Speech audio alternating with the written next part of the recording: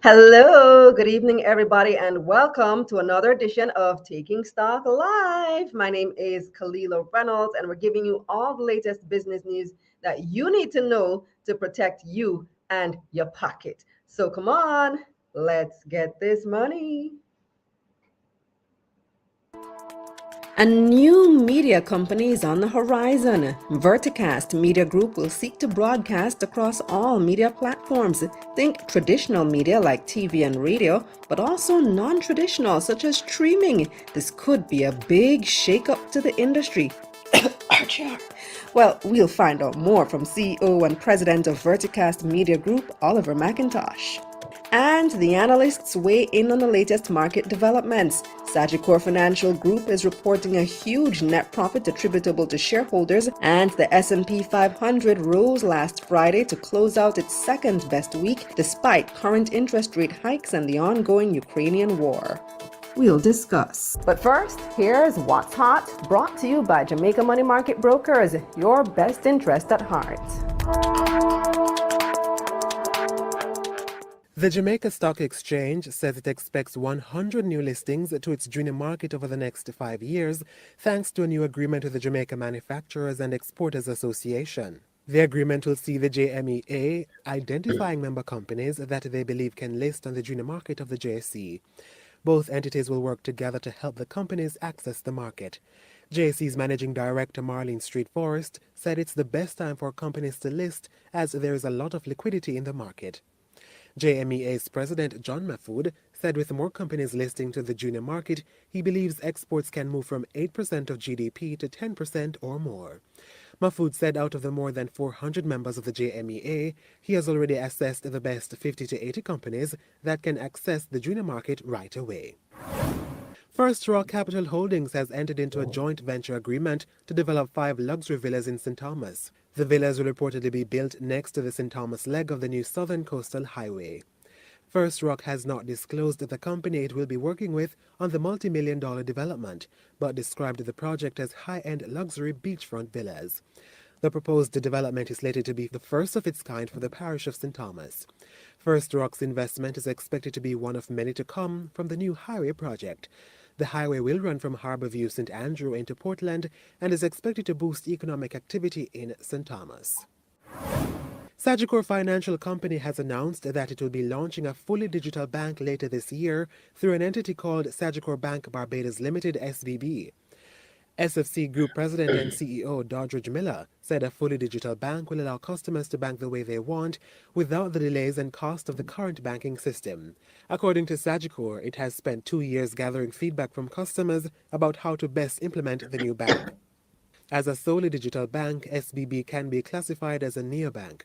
Neobanks are fully digital financial institutions that have no physical branches and offer services that traditional banks don't. The move by Sagicor to launch SBB comes as WePay Caribbean is set to launch its own neobank called Color Bank this week in Miami. Suriname can now access an additional $55 million from the International Monetary Fund (IMF). The country was given a passing grade for the reforms it implemented under the External Fund Facility. Suriname entered the 36-month program in December. The IMF said that the country's economic recovery is on track despite difficult social and economic conditions. If Suriname implements all the reforms over the next 3 years, it could access up to $690 million. At the end of 2020, Suriname's debt was nearly 150% of its $3.8 billion GDP. The IMF said it expects the country's debt will fall to 125% of GDP when the final figures are tallied for 2021. However, it also projected that the debt will rise to 132% of GDP, exceeding $5.5 billion at the end of this year. Suriname has also been dealing with high inflation. Prices rose on average 59% in 2021. In February alone, point-to-point inflation in Suriname reached 62%. According to a report from the Inter-American Development Bank, Suriname's economy has not recovered from a 2015 recession, which led to higher government debt. The conditions were worsened by the COVID-19 pandemic. The U.S. will be working with international partners to provide at least 15 billion cubic meters more of liquefied natural gas to Europe this year. The move comes as the EU and the U.S. seek to end the bloc's dependence on Russian energy exports following the country's invasion of Ukraine. Russia supplies roughly 40% of Europe's natural gas and is the world's third largest supplier of oil. According to the U.S., additional volumes of LNG are expected to increase going forward. The U.S. and EU have announced a joint task force to boost energy security for Ukraine and the EU for next winter and the following one. The Task Force for Energy Security will be chaired by a representative from the White House and a representative of the European Commission. The primary goals of the task force will be to diversify LNG supplies in alignment with climate objectives and reduce demand for natural gas. The initiative will require new facilities in Europe for importing LNG. Keep an eye out for how this may affect global LNG prices and JPS's supply. LNG is a major source of energy for JPS. What's Hot was brought to you by Jamaica Money Market Brokers, your best interest at heart. Spurtree stock is up 300% in just 3 months since its IPO, and Fesca stock is up 1,000% since IPO a year ago. $10,000 invested in Fesco a year ago would be worth $100,000 today. And while these results aren't guaranteed, you need to learn how to start investing so that the next opportunity doesn't miss you. Take my Investing for Beginners masterclass and learn the basics about stock market investing, how to decide what to invest in, and how to get started at KalilahReynolds.com/masterclass. But wait, there's more. Get my broker guide, stocks tracker, and free access to my newsletter when you subscribe today. Go to KalilahReynolds.com/masterclass. Let's get this money. This segment of Taking Stock is brought to you by Bulwark Insurance Agency. Insurance made easy. All is online. Who are our early viewers? I see Strong Link says, hello investors, really need this money. Coming in from Waterworks St. Andrew. Miles is joining us from Maypen in Clarendon. Malik Barnett is joining us this evening from Kingston. Reminding you as well, everybody, to hit the like button on the video. It helps with the algorithm. It helps YouTube. Let other people know, let other savvy investors like you know that this program is on right now and it might be of interest to them. So give me those likes. Hit them like buttons. Who else is joining us? Kish is all the way from London, England. Hi, Kish. Well, that's Australian. My accents are getting mixed up. Orville joining us from Spanish Town. Steve McCalla joining us all the way from Toronto. It says Toronto in the house. Yes, we love to see everybody all around the country and all around the world in tune to Taking Stock this evening. Tiwi says, Daya from Mobay. Love to see it. Love to see it. But we do have a very interesting show for you this evening. As you know, I am in the media business. So, of course, I have to follow developments in my industry very keenly, very carefully.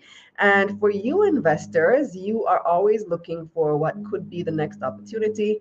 And you also are looking for what could be competition in an industry that you're invested in. For example, you may have heard in the teaser, I did a little RGR, cough, RGR, because there is some competition that is coming that is about to shake up the media industry, not only in Jamaica, but across the Caribbean. And it's a new company called VertiCast Media. I'm about to learn a lot more about it from Oliver McIntosh. He is one of the founders, if not the founder, of VertiCast. Hi, Ollie. Hi, Kalilah. How are you doing? I am good. It's really good to see you. Yeah, good to see you, and good to be on your show. I've been watching it for a while now, and congratulations. Job well Thank done. you. I think the last time I probably saw you in person was after you had sold Sportsmax to Digicel. so, so just for the viewers who might not be familiar with you, this gentleman is no stranger to the media industry because you did a great job in building Sportsmax and bringing it to that level. And now here you are with VertiCast. Tell us about the concept of this new media group. Yeah, so I, as you said, I've been involved in the media industry for some time now, and for the actually better part of my career.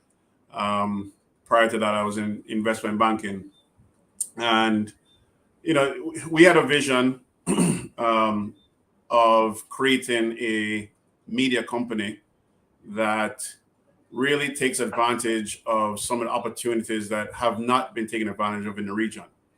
And that is integrating broadcast platforms for the carriage of content around the region. That sounds like a lot of media talk, right? All it means is that, the industry is really fragmented at this moment. It's fragmented by the type of broadcast distribution, i.e. free-to-air broadcast versus radio broadcast versus pay TV broadcast versus streaming. And as a There's result, not much going on in the Caribbean regarding streaming, apart from shows like this, like YouTube, and that's not really the same thing. But go ahead. Correct. No, that's correct. But what that has resulted in is it's resulted in a retardation of development in the Caribbean of the media business. So it's interesting. I was talking to someone yesterday, and they said, "So are you going to be bringing in expats? And I said, likelihood is that we will bring in a couple of expats because we haven't had enough production of local and original content. We haven't had enough development within our media industry to develop a lot of the expertise that we should have in the region. And that's really because of a lack of investment. And I don't necessarily blame the media companies for that. I think that the structure of how our media industry is set up currently doesn't allow for any economies of scale, right? So you have, media companies that are based in Jamaica and based in Trinidad and based in Barbados and based in Guyana and Cayman and Antigua, and they all operate within their own silos, right? And it doesn't allow for you to leverage your operating assets. It doesn't allow for you to leverage your content. It doesn't allow for you to leverage your distribution. And that's really the vision that we have for VertiCast. It's how do we pull together local and international content and marry that together with regional distribution across the Caribbean plus local in each market. And we think that that's a win-win for everyone in terms of getting the best return on your assets and your return on your investments, including the return on your content and return on your distribution assets.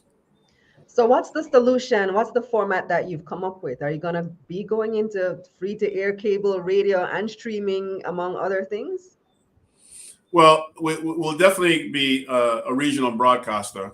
So we will be working with the cable operators around the region to carry content that we will produce and develop ourselves, as well as content that we have acquired. We have already started discussions to have partnerships with a number of the free-to-airs in the region. And some of them are deep partnerships, i.e. getting involved in the management of their operations and in helping them to figure out how to distribute and develop content more efficiently, to not so deep where we will just provide them with content and some media consulting services to help them again to increase their margins. So it will be a different setup than currently exists for any media company in the region. We're putting together a very strong team to do that. We already have a couple of persons on the team, as you know, Kalilah Redwood, who is leading our commercial effort. We have Timothy Patty from Trinidad, who's leading on the operations side. We have Kia McIntosh, who is going to be leading on the programming side. So we're putting together a very strong team of best-in-class persons in the media industry in the region. So it's really a content production company and distribution company then? That's correct. Yeah, because as you know, content is king, right? Right. It's a cliche in the industry that one of the founders from my former employ, Sportsmax, we used to always say, and it's true, right? Everything follows content, right? The reason that everyone is here watching your show is because of the content that you produce. If it wasn't good, people wouldn't be here watching it. So we announced yesterday the acquisition of the Premier League from England, the broadcast rights for the region. So, you know, When you say we, you mean VertiCast, not Sportsmax. we as VertiCast acquired those rights. And we will be announcing our distribution plans in terms of our channels that we will be launching, as well as our streaming effort that we will be having. So, you know, you mentioned earlier that streaming is not as developed in the region as it is in North America or in the UK or Europe. And to that extent, it isn't really fully developed there either. So what we will be launching as part of our streaming service will be something that is unprecedented and hasn't been seen yet in the region in terms of the capabilities of the streaming service and the reach of the streaming service. So what will that likely look like? You're looking at an app? For sure, multiple apps, because of the amount of content that we will have. So you're looking at multiple apps, but it will be geo-enabled. Why do you need multiple apps? Because I think of like a Netflix, which has probably hundreds of thousands of shows, if not millions, all housed under the one thing. Yeah, the difference between a Netflix and our content is that we will do a significant amount of live content every week, versus a Netflix that has content that's not live. So, and we will have various genres of content as well. So, you know, we're not only doing sports, we're doing general entertainment, we're doing information, news, talk shows, various things that we'll be doing. So, you know, the way that the consumer absorbs where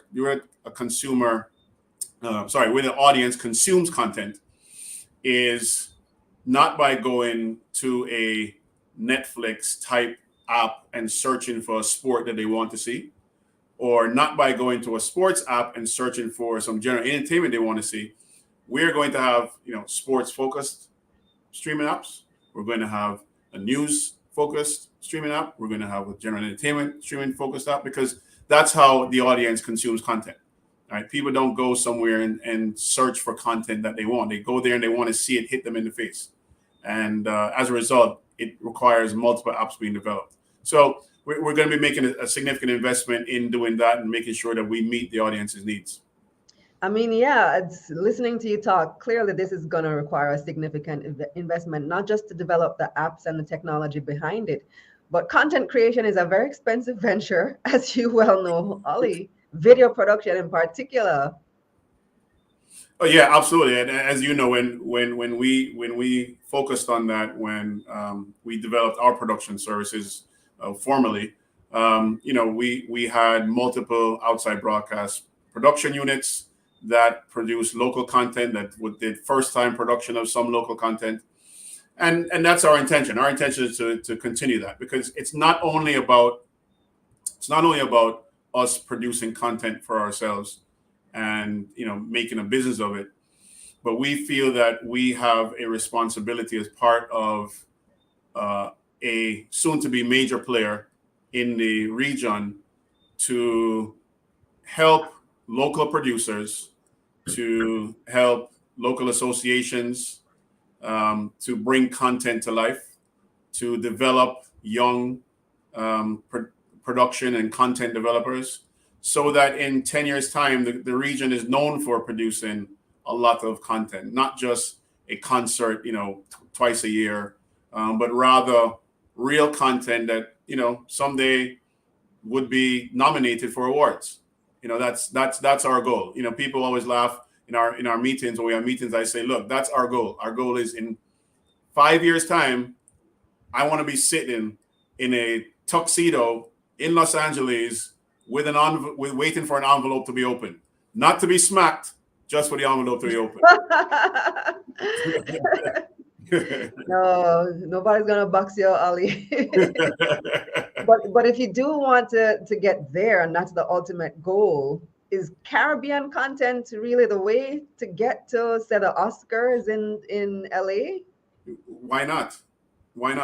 We have so many creative people here in the region. We have so many talented people here in the region. Whether you look at it, and I know it's not the norm to talk about your fellow practitioners in the media, but you look at Phase 3 and the work that the Forbes family and led now by Delano has done in terms of production. You look at many producers in the region and what they have done. You look at what Wayne and Tommy have done with the Mitchells. We have people that can think and be creative and be innovative, but we just haven't had the investment to really bring that to the fore. And we have some good partners on board who are willing to commit to that investment to really see that happen. Mm-hmm. Well, when I say if Caribbean content really is the way, I don't mean in terms of the quality of the content. I know we can have the quality, but I mean in terms of the eyeballs, getting the audience. Well, in today's world, right, because of the interconnectivity we have internationally, creating content here doesn't mean that you're creating it for Kingston, for Port of Spain, for Santo Domingo. It means that you have to create that content, and if it's quality content, you then figure out a way to distribute that internationally. Doesn't have to be in the movie screens in the United States or in the UK or across Europe. Because of the advent of the streaming services, you can get your content out there, right? So right now, as you said, you have an audience that's in London, that's across Jamaica, that's in the US, that's across Europe. So it's not about creating the content and having it only seen here in the region or in individual islands. It's about creating quality content and figuring out a way to distribute it with the interconnectivity that we currently have. So what is going to be your business model? Are you looking at like the monthly subscription service for the streaming, or are you going to be focusing on advertising, or both? Yeah, well, definitely both. Our primary sources of revenue will be from the provision of our channels to the audience in the region. We'll also be doing advertising and sponsorships, but there'll be other aspects of our revenue stream. So we'll do a lot of production for ourselves and for third parties. There's the streaming side of the business as well, as you know, that can create value and revenues. So those are the four main sources of revenue for what we're going to be doing. And in the next kind of 3 to 6 weeks, there'll be a number of other announcements that people will start to connect the dots in terms of, okay, I get the content piece and now I get the distribution piece. And, when we eventually launch during the early part of the summer and into the midsummer with some of those services, it will all come to light for a number of people. So, well, Buster, now give it an exclusive now. You don't have to give us all the details, or give us a little tips or something. Well, let's just say that as you started at the top, it will be a bit of a I wouldn't call it a shakeup. It will just be a redevelopment in the media industry that a number of these announcements will result in. And I promise you that I will be right here on this chair back with you every time we make an announcement and every time you want us back here to talk about it. And I will invite you back. So what are you looking at for the subscription? What price point are we likely to be seeing? To be honest with you, that's being developed right now. We're working with a bunch of experts that are out of the Asia Pac group that have done this for a number of different entities. What I would say is that developing a proper app that competes with all of the strong media companies from the quote unquote first world is not cheap. the content to put on that app is not cheap. That being said, we understand the economies of our market, and we will ensure that we are within a price point that makes sense. There's a question, as you say that, there's a question here from Bad Mali, who says, Sure. will you employ a pay-to-play format for external content producers like the free-to-air stations currently do? And I particularly like this question because of the experience that I have had trying to launch this very show on free-to-air television here in Jamaica. Because what the stations do here is they pay for external content. If TVJ wants to air Friends, they have to buy the rights to air Friends from the producers of Friends, whoever owns that show.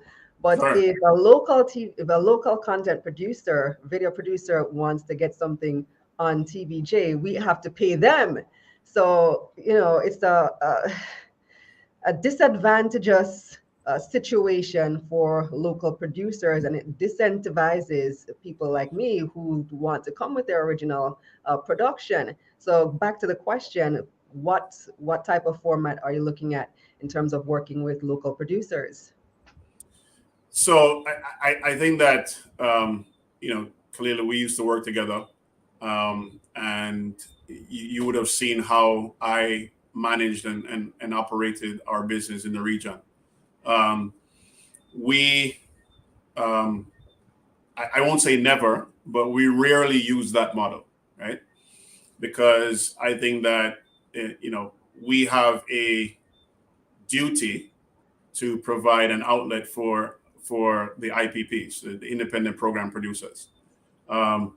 So that being said, what we will do is we will look at creative ways to structure agreements with a content provider like yourself, so that you get the distribution, and we figure out how we all share in the spoils. I think it's not the right model to use to necessarily charge you for airtime, but rather let's see how we work together. Get your content out. Let's figure out how we market it, how we help you to produce it, and then look at how we share the spoils. So the more money we make together, the more content you can produce. I think And that's the right approach, especially given that independent producers now have access to platforms like YouTube, where you don't have to pay for airtime, and you can take your program directly to something like a YouTube. But then the disadvantage for the regional economy is that YouTube gets that ad spend, and the local media companies lose out on that overall ad spend. So, and you've seen it happening a lot in the past couple of years. All the past year, for example, you see Yendi brought her show directly to YouTube. The Mitchells brought their show straight to YouTube. You saw the two reality shows last summer. I forget what they were called. The very popular ones, those went directly to YouTube as well, as opposed to going to television first. And in the past, that wouldn't have been the case. Those producers would have had to be paying for airtime. Yep. Yeah, and look, I think all business entities choose their own path to a business model, or choose their own path or a business model. And I don't knock anyone's choice of that. I just think for us, that's not the path that we will go down. We will be looking to work together, because the more content we get, some of it will be great and some of it will be a hit. Some of it will not be so great and it won't be a hit. But we will work with you to try and figure out how to enhance it, how to improve it, how to get you the distribution, and then figure out, let's try and make a return on this, and then let's see how we both get rich off of it. Yeah, I think the model may have worked in the past, but because the access has been liberalized, the model has to change. So I see where you're going with it.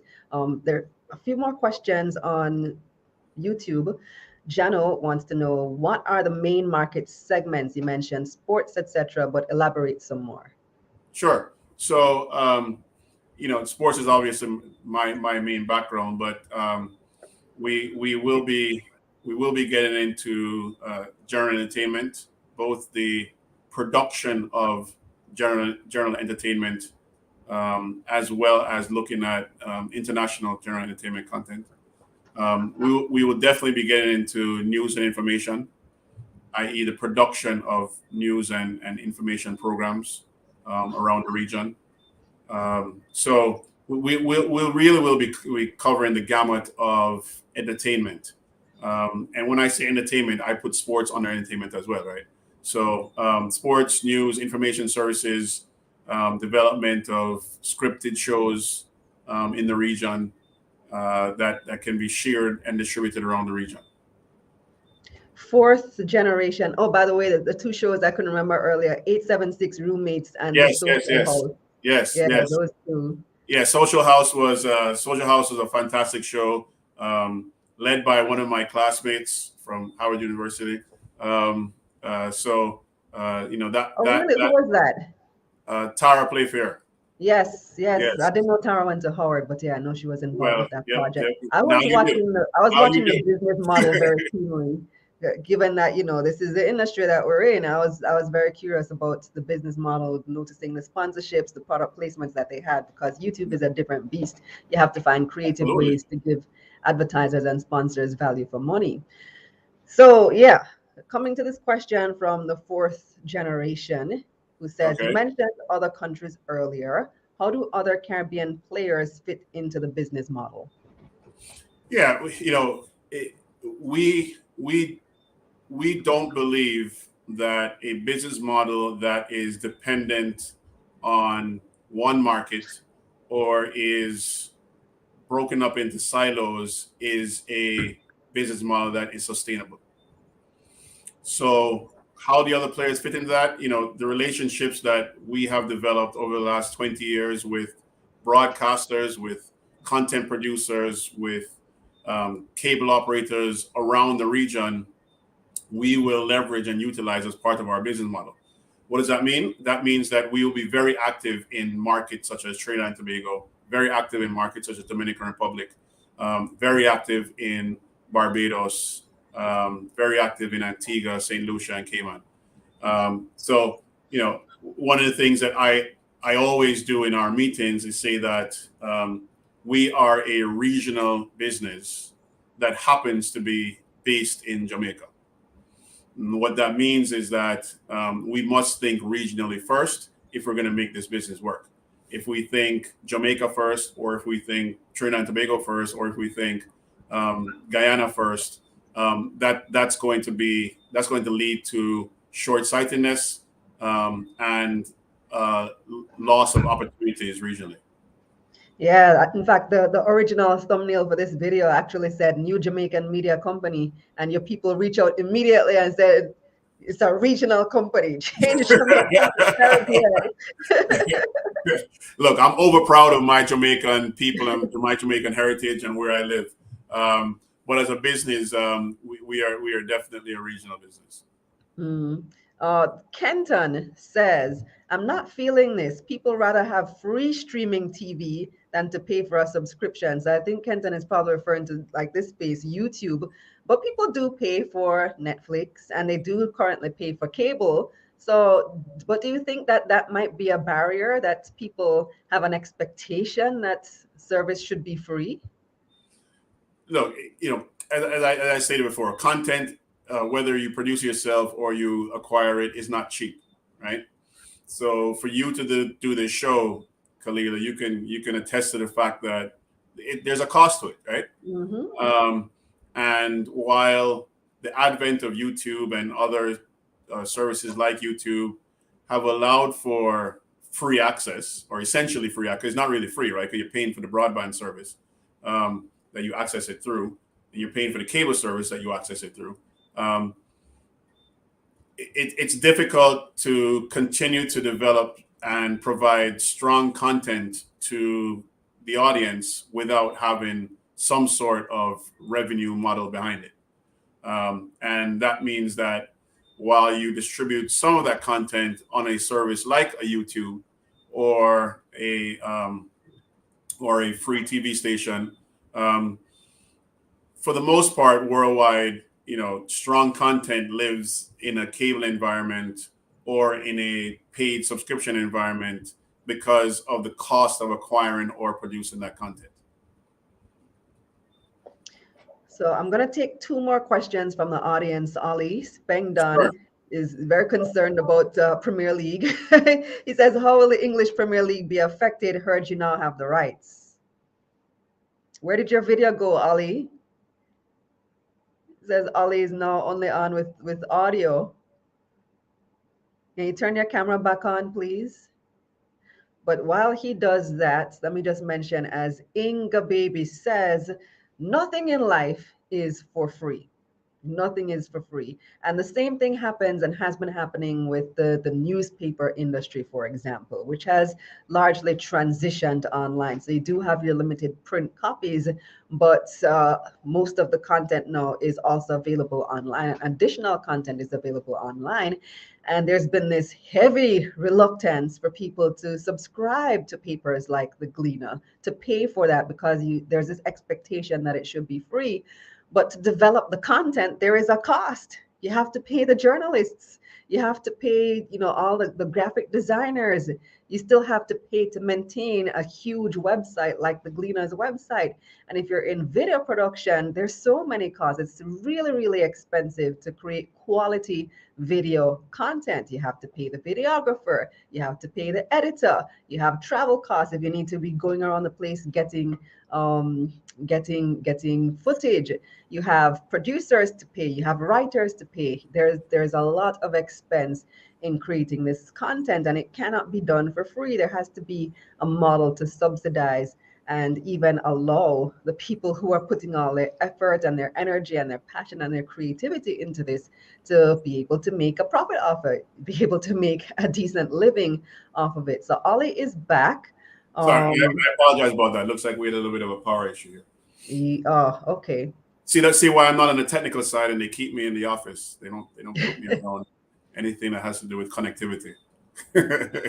Yes. All right. So Global Career Institute says, good night from Trinidad and Tobago. How can tertiary educational institutes work with VertiCast? That's an excellent question, Global Career Institute. One of the things that we were very proud of was the fact that we worked very strongly with the universities around the region, primarily here in Jamaica, but around the region. And we, because I started out in my previous work experience, I started out as an intern when I was in my last year of high school all the way through my last year of university. I was very strong on developing an intern program and a career sharing program. So we had internship programs with the University of West Indies, with UTEC, with NCU, and with other universities here. And that's one of the things that we will announce in the coming months. Is we will be setting up intern programs, and this time around we're going to try to set up externship programs, i.e., while not just for the summers, but while some of the students are at school, that they will be able to work alongside us if they're interested in a career in media, and try to develop that talent from an attraction to the media industry from an early age. We had persons who interned with us while I was at SportsMax who elevated to the level of heads of departments. We had persons who started out came from Hart Institute, who elevated to managers. So, of anything that I am proud of that we did there was that's probably on the top of the list. It was developing that young talent into managerial level and seeing how they now flourish within the media industry. So the answer to the question, the short answer to that question is absolutely, positively, 100%. We will have internship programs, we will have externship programs, and we'll be very involved with the tertiary institutions around the region. You got cut off earlier during the Premier League question from Uh-oh. Spengdon, who wanted to know if that is affected because you don't have the rights. Spengdong. Some of my friends and colleagues have said, well, does that mean that you're only going to show Arsenal matches? I promise you, we're not only going to show Arsenal matches. What it means, not for the Premier League, and not only for the Premier League, by the way, it's for all the sport that we will carry, because of what I alluded to earlier, and the fact that we will be working in partnerships, or in, what's the new word, Kalilah, co-opetition. We will be working together with other media houses to ensure that for the first time there will be unprecedented coverage of sports, especially sports, premium sports like the Premier League, where that's really only been accessible to premium subscription packages and certain other modes that the majority of the market can't access. We will be widening the distribution and the broadcast of sporting content and all the content that we have. So Spengdong, be assured you will have your Premier League, and you'll have it better than you've ever had it before. When does Premier League start? So this season it will start August 6th because of the fact that before that it takes a break in November for the FIFA World Cup, which starts in November, end of November. So it starts a little bit earlier this season, August 6th. So VertiCast will be up and running well before that. Yes, ma'am, for sure. Do you have a launch date in mind? We don't yet. If it was up to me, I would say it's in the next coming weeks. But because I have to listen to my engineers, it's likely to be sometime between July 1st and July 15th. July.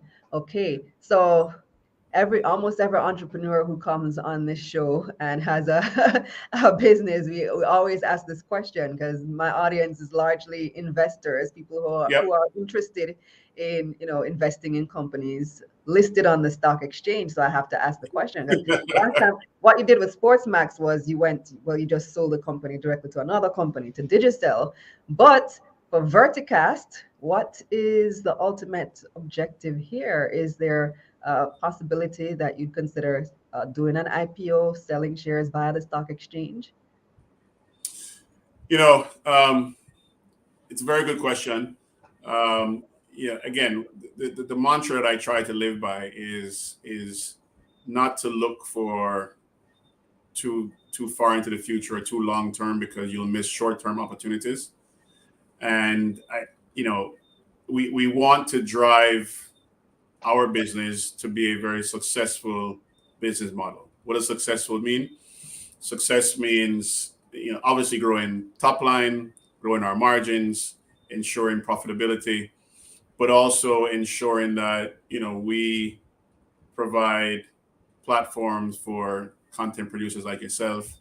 And then I think, Kalilah, what will end up happening, like as you just described, 2 years down, 1 year, 2 year, 3 years down the road, we'll evaluate where we are and determine if what the next strategic move is, whether that is expansion on our own or a listing.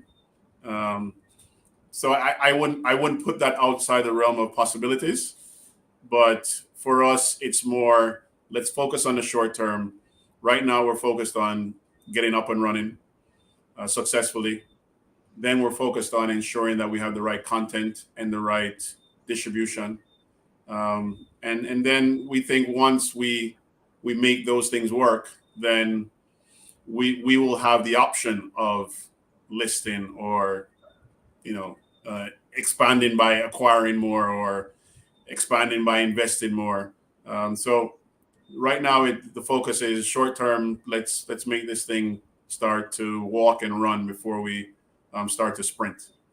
Makes sense. Thank you so much, Ali. I look forward to following this journey, of course. And I wish you much success with this venture. And you mentioned your interest in distributing more widely. Let's talk. Real talk. You have my number. All right. Thanks a Oliver lot. All McIntosh, the best. President and CEO of VertiCast Media Group. So, take our poll question for today. It is not about that interview, but actually about the development from last week. What do you think about the government paying 20% of the light bills for JPS customers who use less than 200 kilowatt hours of electricity between April and July? So take that question, answer that question. You can leave your comments in the chat, or you can also take the poll question on the community tab of my YouTube channel. What do you think about that? They're paying 220% of your light bill if you use less than 200 kilowatt hours of electricity. Doesn't apply to me, unfortunately. We use more than that at my household. I mean, it's a fairly big household, but apparently it applies to a lot of Jamaicans. About 80% of Jamaicans fall within that category. So many people will be getting that benefit. But what do you think about it? April to July, is that too short? 200 kilowatt hours, is that too small? Let me know what you think in the comments and by taking our poll on the community tab. Up next, it's your market recap, and the analysts are standing by. King Stock was brought to you by Bulwark Insurance Agency. Insurance made easy. Time now for your market recap. It was a good week on Jamaica Stock Exchange, with the combined index gaining 11,400 points, or nearly 3%. 112 stocks traded across the main and junior markets for the week ending Friday, March 11, 2022. 56 advanced, 53 declined, and 3 stayed the same. 181 million shares changed hands on the Jamaican dollar market, totaling nearly $2.2 billion. Wow. Fesco was the most traded stock, taking up 16% of market volume, with people buying and selling 29 million shares in the company. However, Fesco was also the second biggest loser last week. The stock was down 16% to open on Monday at $6.60. Tropical Battery traded at the second highest volume. People bought and sold 16 million shares in the company. The stock price gained 7 cents to open the new week at $2.25. And QWI Investments rounded out the most traded, taking up nearly 9% of market volume, with nearly 16 million shares trading. The stock's price fell to open this week at 95 cents. Now let's see who had the biggest gains for the week. Cargo handlers jumped nearly 33% to close last week at $11.92. Following its stock split last Thursday, Massey Holdings ended the week up 31% to open this week at $128.20. And rounding out our biggest gains, Mayberry Investments is up 24% to open this week at $7.39. On the losing side now, KLE Group was this week's biggest loser, down nearly 18% to open the new week at $2.30. And Sterling Investments USD was down 13% to close last week at 2 cents US. This segment of Taking Stock, The Analysts, is brought to you by Jamaica Money Market Brokers.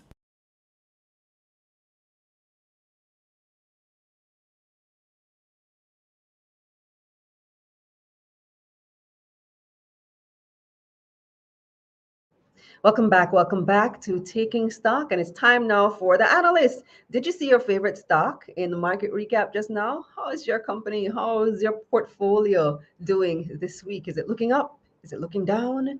How are we doing? How are we going? So I'm joined in this segment by investment, research, and sovereign analyst at JMB Group, Leovani Dillon, business writer at The Observer, David Rose, and financial coach, founder, and CEO of Profit Jumpstarter, Keisha Bailey. Welcome to the show, everybody. Thank you for having me. Good night. How you doing? Here's my lovely panel. You all looking radiant this evening.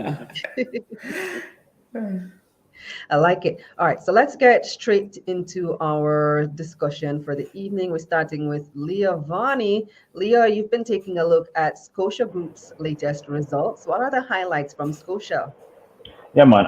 So I've been looking at it. I mean, it's a mixed bag, but let's take a look at the numbers. So if I can just share my screen here. All right.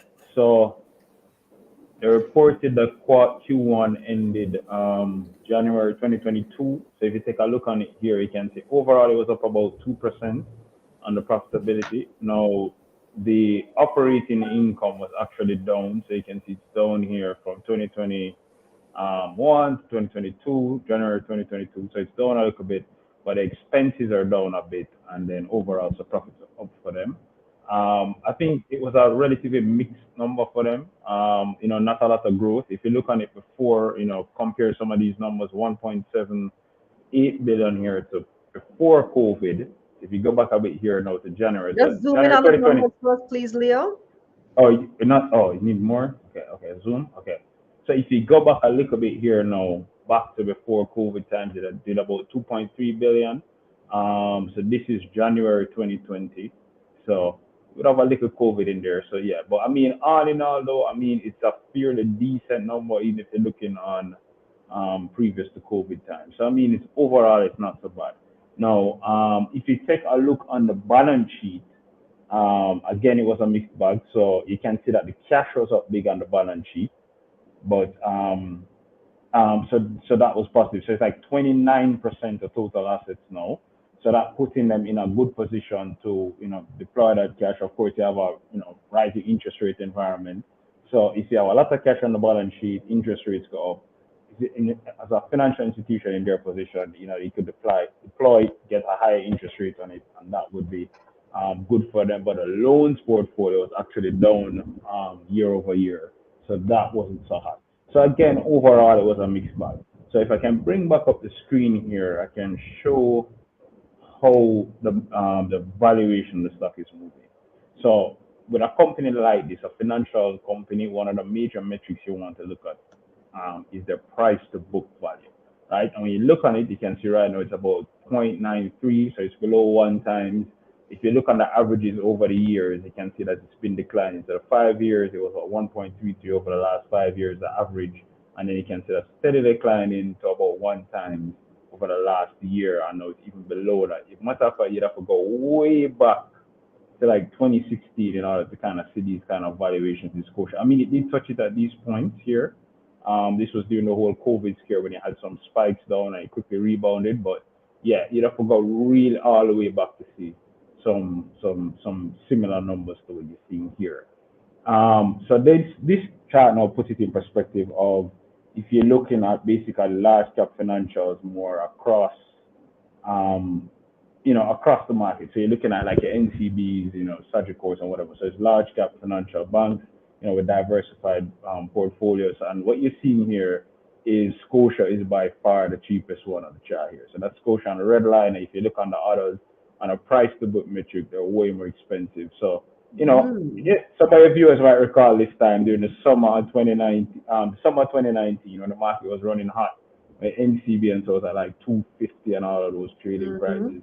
You can see the valuation was crazy, about 4 times book. It's all the way down here now, below 2 times book. So if you across the market, you can see where the valuations have come in. Variety of factors, COVID slowed down most of the growth for some of these companies, and just, general risk off, at least as it comes to persons investing in these kind of companies. But I think Scotia, of course, has taken the brunt of it. I mean, usually, as you can see, it's usually the cheaper one on the chart, but right now it's extremely cheap. So it's usually cheaper, but right now it's really cheap. So if you look now on the stock price of Scotia only, you can see where it's coming from 20, and then now it's all the way down here again. So you can see this thing is getting cheaper to some levels that you haven't seen in years, right? And this chart here now showing you more recent performance. I mean, it's underperformed market, down 4% year to date, market down 2.6%. It hasn't really done much, and you can see here when the earnings came out, you saw a little run, and this was around the time, they were talking about the, potential to enter into the general insurance space, and that created a little hype, but that quickly faded in the market. And then now, just a couple of charts here now to finalize it, to show the interest in Scotia. Now, if you look on the volume traded, an average daily volume over a couple of years, you can see kind of around 150,000 units trade on average, and it's kind of down so far for 2022. Granted, we're still early in 2022, at about 100,000.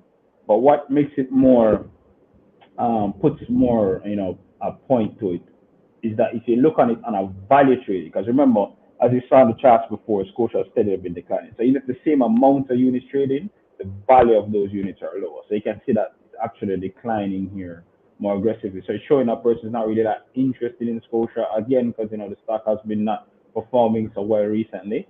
But so yeah, so that's it. So I just want to just paint in a broader picture here of Scotia. Now here's the thing.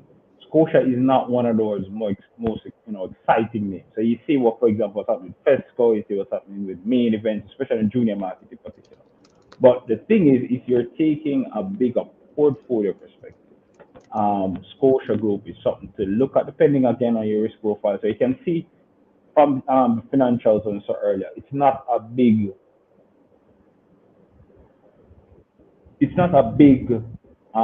earner for a lot of it. It's not a big the revenues and profitability isn't a big growing company right now in terms of the pace of growth.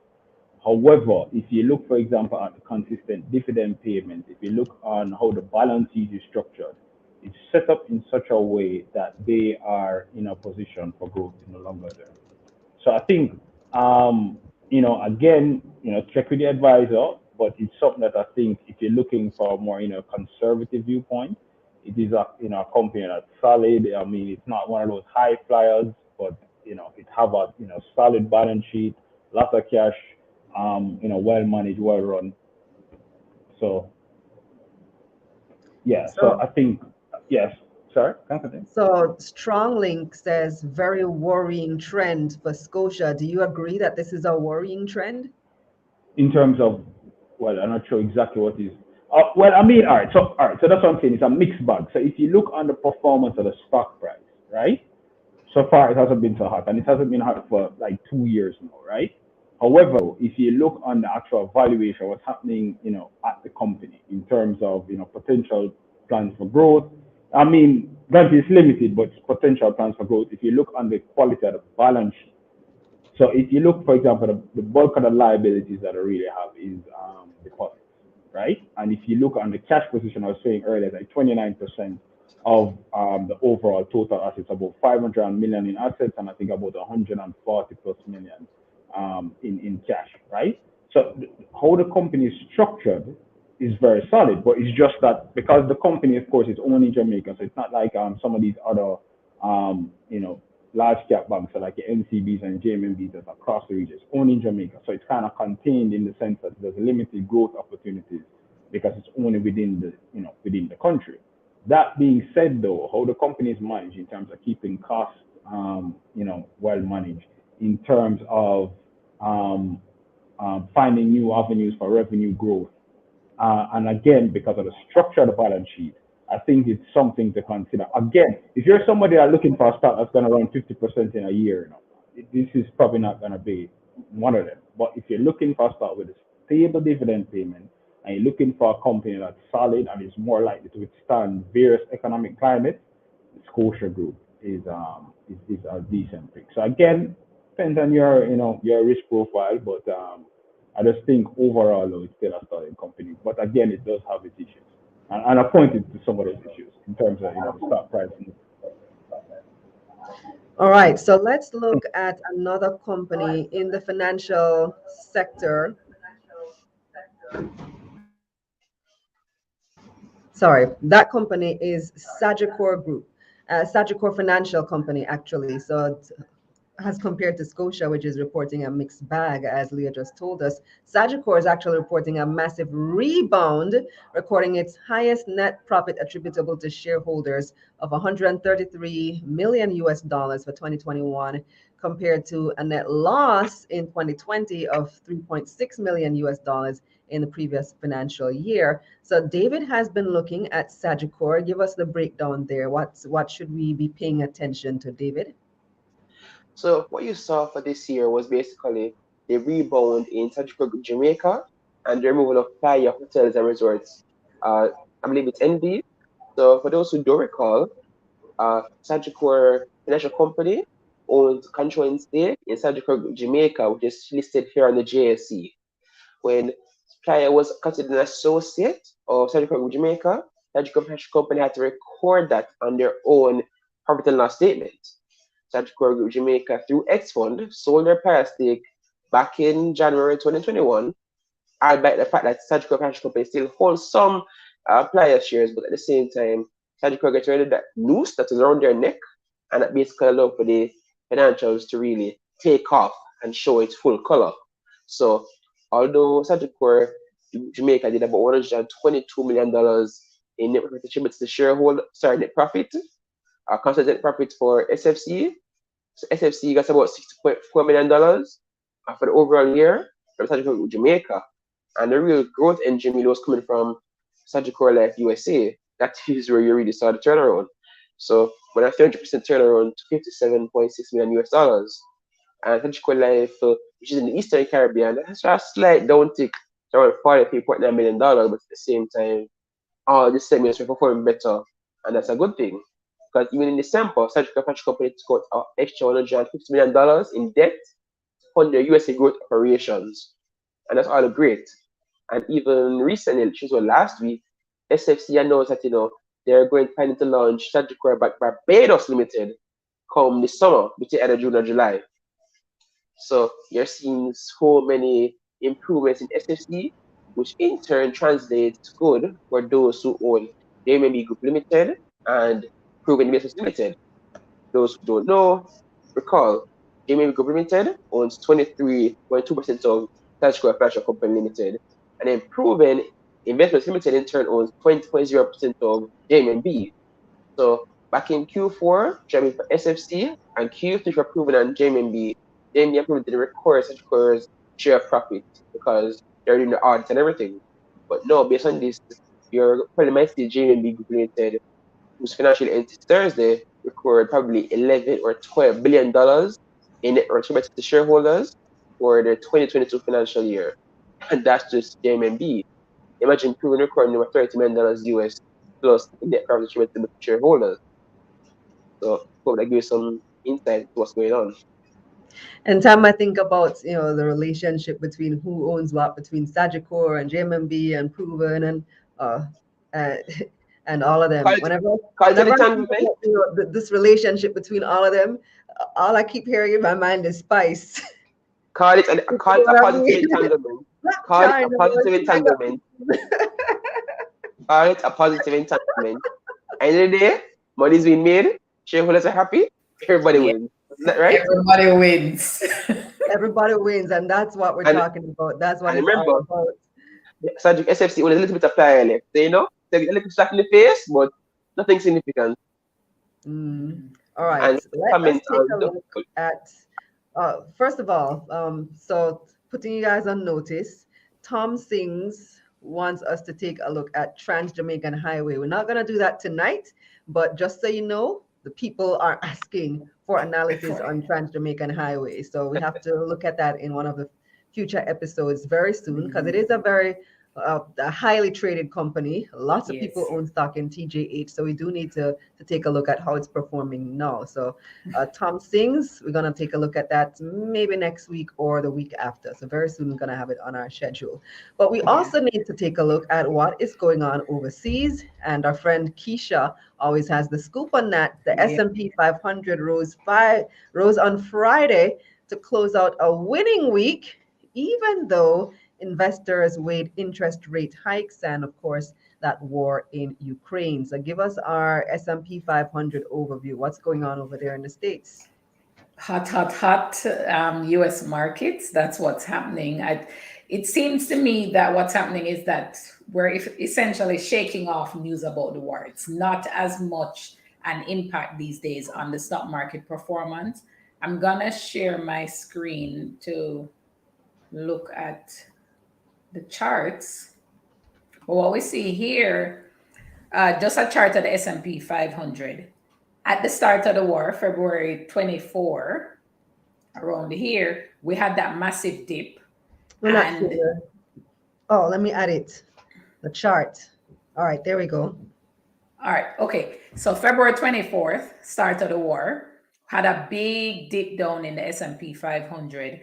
And based on what was happening with oil prices and the news in the market at that time, we had a lot of volatility. Now, this most recent week off straight to the moon because there are now talks around possible resolution around the war, and the US Federal Reserve increased interest rates. And so there is a general positive sentiment right now in the US stock market. Stocks are going back up very aggressively. We see what's happening here with the S&P 500. If we look at Tesla, for example, Tesla went as low as $760 during the heights of the volatility. It's now back over $1,000 per share. Tesla also recently announced they're looking at a possible stock split as well. This is a 43% return in 2 weeks, which is amazing. 43% in 2 weeks. Lots of positive sentiment. Everyone is looking in at getting in right now, saying, all right, let me start buying because things are looking good. I don't necessarily see us being there. I think there's still some risks on the horizon. We're still not out of the woods yet with the war. So we need to be focused on the news around that. Even though it's not forefront these days, we still need to look at it. But also inflation lingers. And so we need to see what are central banks doing with regard to that. BOJ came out with a recent move today as well. We need to watch what are the central banks doing. Can they cool down the economy in an effective way? That's really what we're looking at on the international side. So you said Tesla, I missed that one. So Tesla might be doing a stock split. Is that confirmed or is that still Shareholders have to approve. Shareholders still have to approve it. shareholders Right. have to approve? But they announced it, yeah. The year of the splits. Never Everybody is out splitting. Bet against Tesla. You will always lose bet against Tesla. Elon Musk is out there. Yeah, so 43%, 2 weeks. It's amazing. Apple is back up as well. Facebook up, Google. A lot of the tech companies have rebounded. We're seeing the banks as well starting to rebound. So lots of opportunities on the US side. Is it time to enter? Still risk there. So I'm watching patiently because I'm a sniper. I go in when the prices are low. So my time was back during a few weeks ago. Yes. Early March would have been a great time. Exactly. When things were low. Buy the dip. People always say. Kishta wants to know, how do you know when the dip is going to happen? Lots of years of research and training. I would say that it's just what I do. It's what I know. There is research behind it. It's part art, part science, and me just studying the markets every day, looking at charts, looking at the news, looking at what's happening in the global economy helps to lend that expertise. And watching the show. Right. I was going to say that. Tuning in. We were talking about the dip a few weeks ago. We were. Yes. And saying, look for opportunities, contact your advisor. Had you done that, you'd be sitting very pretty right now, right? Absolutely. Kalilah, can I add something? Yeah, go ahead, David. So Leona was speaking about Scotia Group earlier, and one thing to actually note is in that mix of companies Giovanni showed a while ago, it's keen to note that Sagicor Group Jamaica, Raymond Group Limited, are doing better than their pre-COVID performance, while NTV Financial Group and Scotia Group are still lagging behind. And actually because their businesses are heavily bank-wise, go tied to the Jamaican economy. And the thing is, the PB is going down with some of those companies is that although, we're basically seeing a significant expansion in the value of these companies on a book value perspective, the price has been increased at the same rate to actually reflect that. So, and the thing is, Scotia's loan book is about $200 billion right now. It's 8% down year over year. And the CEO in this case, this Audrey Tugwell Henry, spoke about the fact that businesses are still conservative. Although the country is kind of open back up, businesses have to be playing to be safe. Some are still focusing on cash flows, actually for the operations, rather than using debt. And with the BOJ increasing the policy rate to 4.5%, the banks are going to respond, especially with the next quarter, because think about last September or before September 29, it was 0.5%. That was the policy rate. Now it's 4.5%. And liquidity in the JMD market is tightening. So although the economy is quote unquote open back up, you have to remember, oil prices are still highly elevated. You still have to account for, especially disruptions. And the reality is, unless these businesses are, as I would say, are expanding into different markets where positive sentiment and growth, you're not going to see as robust kind of growth in the stock price or even the value. So as Giovanni said, Scotia is not necessarily seeing the kind of growth. Hopefully that entry into the general insurance market for one decreases the premiums and car insurance for all of us. At the same time, it boosts Scotia Group's bottom line. And on top of that, Scotia Group gets to increase the dividend back to pre-COVID levels because although COVID came on and is still here, Scotia has not skipped a quarter dividend payment for their shareholders. A lot of the pensioners and regular persons are still relying on their dividends to pay their bills, which have gone up. So, Yeah, but yeah, I'm gonna give you the yeah, final word here. Yeah, jump right in. yeah, man. So further to that point, all right. So Scotia is paying dividends. It's just that, of course, it's not at the rate. So before COVID, right before that, they were paying a massive amount, and they had some special dividends about almost $2 in one quarter too, and they were at a regular rate of paying about 50 cents a quarter, 51 cents a quarter. After COVID, it got a little wonky. I think I even paid 10 cents at one point, but now it seems that they're steady at 35 cents, right? So they're not close to where they were before. And before COVID, there was a steady increase of almost like 6% a year. If you compound it over like 5 years, that's a steady rate of increase. So yeah, they're not back to pre-COVID levels. Again, some other companies, like JMMB and Sagicor have done better. But I mean, Sagicor is coming off a low base though, because they really got beat up, during COVID. But fine, they're doing even better now. And then of course JMMB, of course, is doing better again, partially because of Scotia's numbers and the score numbers doing better. But yeah, but the thing is overall though is that yes, they have some issues. Again, loan book now, but I think there's a good opportunity for them though, because while as the economy opens up and then persons become a little bit less, conservative or whatever, because of the amount of cash on their balance sheet, and if you look at the percentage of total assets, it's the highest it's been at least. I'm looking at data going back to 2013, so it's usually around 20+%. It's like 29, almost 30%. So that kind of cash hold, and remember, because the BOJ raised rates, that means if they just sit down on that cash, the rate that they earn on that cash is going to be higher than sitting down on the cash.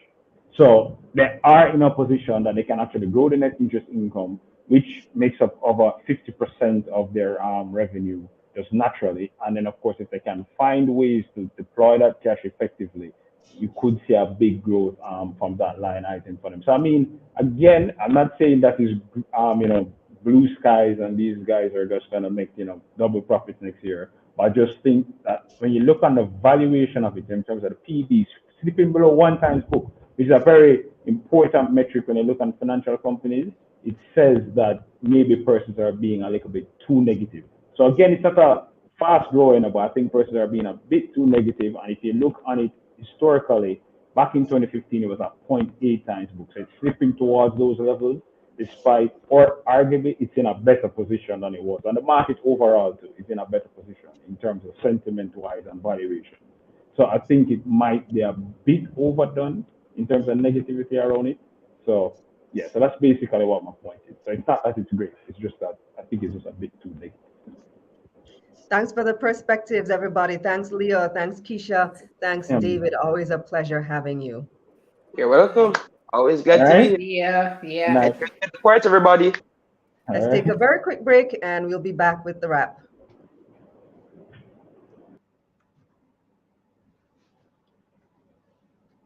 And The Analysts was brought to you by Jamaica Money Market Brokers. Hey, moneymakers, you're not an official part of the family until you have your merch. Visit KalilahReynolds.com/store to order your t-shirt and your mask today. Let's get this money. Thank you so much, everybody, for tuning in to yet another edition of Taking Stock Live. It was my pleasure being your host this evening, as always. Thanks for watching. Make sure, of course, if you haven't done so yet, hit the like button. We need those likes on the video. Go, go, go, go, go. Hit that like button. Subscribe to the channel. Also, you can share this easily with a friend. You can, forward the email. You can send it on WhatsApp. That's the beauty about doing YouTube. It's very shareable. And of course, subscribe to our newsletter at KalilahReynolds.com/newsletter, reminding you that new email subscribers get a free copy of my broker guide to help you decide which broker might be right for you, which firm should you open your investment account with. And coming up, today is Tuesday, probably on Sunday in the Sunday newsletter, we will be sending out a document with the KYC bank accounts. So you may have heard that the government announced $2,500 in your KYC bank account to incentivize people to open up a new KYC bank account. What is a KYC bank account? Well, really, it should be called low KYC, meaning low know your customer requirements. KYC, know your customer, low requirements, low opening requirements. So rather than all the million pieces of paper that you have to fill out to open up a regular bank account, you can open a KYC bank account at most institutions with just your name and your TRN. And that's it. Some places you might have to deposit like $100, Jamaican dollars, in there to open the account. And these types of accounts are supposed to help people who are currently unbanked, who don't have a bank account because of the stringent requirements. It's supposed to try to bring them into the system and give them access to banking services, such as having a Visa or MasterCard debit card, which allows you to shop online, among other things, as well as other services that financial institutions offer. So we've been getting a lot of questions about where can I open this type of account? How can I open it? What do I ask for? And we've been working on compiling that document for you. And we are targeting to send that out via the newsletter on Sunday. So in the Sunday newsletter. So make sure that you're subscribed, and we send out lots of awesome stuff like this in our newsletter. So make sure you go to KalilahReynolds.com/newsletter to sign up for that. If you are brand new to investing, you've been watching this show out of curiosity, but you really do want to get started, you haven't gotten started yet, you're still kind of, confused about the basic concepts, then my masterclass might be for you. Take the Investing for Beginners masterclass at KalilahReynolds.com/. Let's get this money.